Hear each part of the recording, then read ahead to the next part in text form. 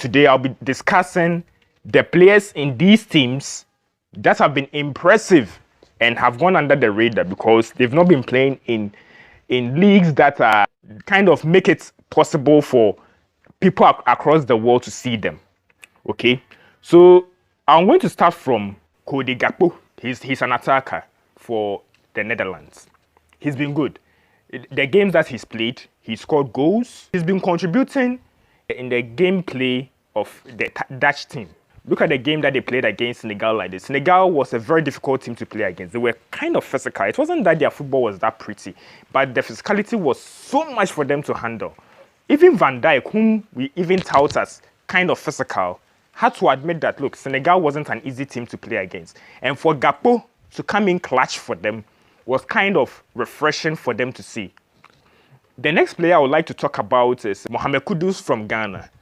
Look, Ghana has indeed played really well. And the catalyst for why Ghana has been doing well, especially in the attacking third of things, is Kudus's intelligence. Now, let's look at the games that Ghana has played so far. The game that Ghana has played against Portugal, the game that Ghana has played against South Korea. Now, against Portugal, look, in the first half, we barely saw Kudus. He was defending all the time. And this is an aspect of his game that is kind of underrated. When given defensive responsibilities, he does it. But in the second half of the Portugal game, we could see that his influence began to increase. It began to grow. So there was one sequence in the game whereby after Ghana got the ball, and the ball was given to Partey, and Partey found Mohamed Kudus. Kudus just pinned around the midfielder and just drove all the way through the midfield. And his shot, look, if his shot had entered into the back of the net, I am telling you today, it's one of the best goals in there. So he's been great. In that game, he showed his creativity. One aspect of his game, his creativity, his composure, and his ability to lay off a pass to the right man who would bury the ball. It's indeed great. And the Korean game also showed an aspect of his game which so many midfielders do lack. His ability to finish in front of goal. And I'll tell you that in that game, he single-handedly won Ghana the game. If it were not for his third goal, qualification for Ghana would have been very, very difficult. So he's a quality player, and I'm impressed by his performance. Now, the next player I want to talk about is Enzo Fernandez. Now, I was hearing about Enzo Fernandez, United being linked to Enzo Fernandez. What is this sort of obsession with this guy, Enzo Fernandez? What is he about? This tournament had actually helped me see who Enzo Fernandez is and what he's capable of doing. When Argentina was struggling against Saudi Arabia, as an example, Enzo Fernandez was the one who became this sort of a calming factor in midfield.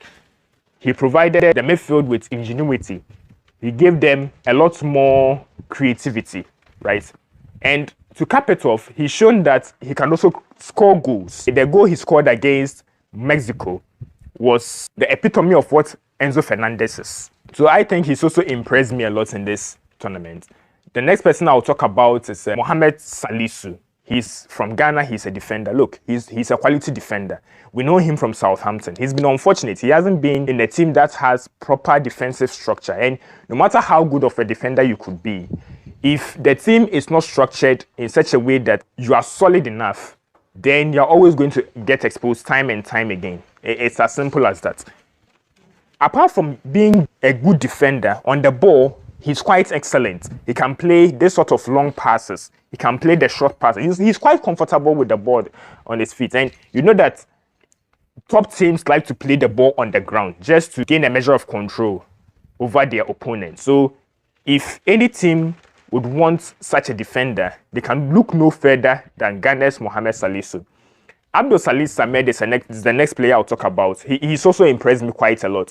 This is the first time he's played for Ghana and in a major competition. And the sort of calmness he provides the team, it's so remarkable, honestly. So remarkable. And he's the reason why Ghana is able to play very well. He's the reason why Thomas Partey is able to advance forward.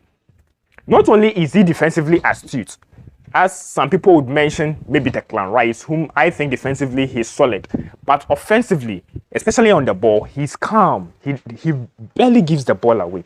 And that's kind of impressive. He's the reason why RC Lens of France is second on the league table, just 5 points behind PSG. I'm pretty sure that these players that I've just mentioned, Gakpo, Enzo Fernandez, Kudus Mohamed Salisu, and Abdul Salih Samed, these players that I've mentioned, it's possible that I'm not the only one who have seen them and I'm impressed with them. Other people have seen them, managers, scouts have also seen them, and they'll be recommending these players to their various clubs, I'm sure. So, where does Chelsea fit in this narrative? Look, right now, Chelsea are struggling with quality. And that is why we are where we are. That is why we are not doing well in the league. Because our quality is kind of atrocious, especially in midfield. So, in January, we'll have to fix things. In the short term, there should be some fixes. Because if you look at the competition fighting for the top 4 spots, okay, if you're looking at the competition, you're talking about the likes of Liverpool, we are talking about the likes of Tottenham, the likes of Manchester United, the likes of Newcastle. That top 4 position is not going to be easy. And already we are pulling away from it. So we need to get as closer to the top 4 as possible. That is why we need these quality players around. So let's look at Mohamed Kudus like this. Our midfield lacks goals. Kovacic is not a good goal scorer. Honestly, he rarely scores goals. Kante, even if he's in our team, even though he provides this sort of energy and other things, he does not score goals for us. Jorginho, we don't talk about him because all his goals has been penalty. If it is not penalty, there is no way he's going to provide us with goals. And even players in advanced positions, we are talking about Conor Gallagher, we are talking about Mason Mount. True, Mason Mount has been providing goals, but he hasn't been doing so on regular basis. His performances has not been consistent enough. And he's not shown the quality that we need. All he focuses on is PMP. Chelsea is not just PMP. We need technicians in midfield. But so for the short term, in January, if you can get a hands on Mohamed Kudus, or if the reports are true that we want Joao Felix, let's go for them because they have shown quality. Now, we've also been mentioning Jorginho and his flaws. I think Jorginho on the ball is great, right? But off the ball is where his issues comes in. I think that when it comes to tackling, he's not the best. Interceptions, he's great there. But we need more than that from Jorginho. So I think that if you can have a player who can do more than what Jorginho is doing right now, that would be great. And I think those Salih Samed, look, top teams are seeing him. They've seen him. And if you don't take care, they'll snatch him away from us. Arsenal already have Partey. If they want to increase their depth, they can go for this guy too. Because he's also able to control the tempo of the game. He can do that perfectly. We need such technicians in midfield, not Declan Rice. As I'm saying, Declan Rice, yes, he's good defensively, but on the ball, he's a problem. The game they played against USA shows what I meant by that. Declan Rice often and always fails to show himself up for the ball. He's hiding behind the opponent. And that's not what defenders like. Defenders don't like that at all. Whenever they want to progress the ball forward, and you, the defensive midfielder who is to connect the rest of the team to the defense, you are hiding behind the opponent. How are they going to find you so that they'll be able to relieve the pressure of them? So Abdul Salih Samed is my choice. Finally, I'll touch on our defensive issues.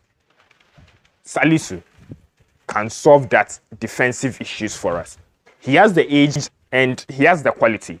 Defensively, he's a beast. No two ways about that.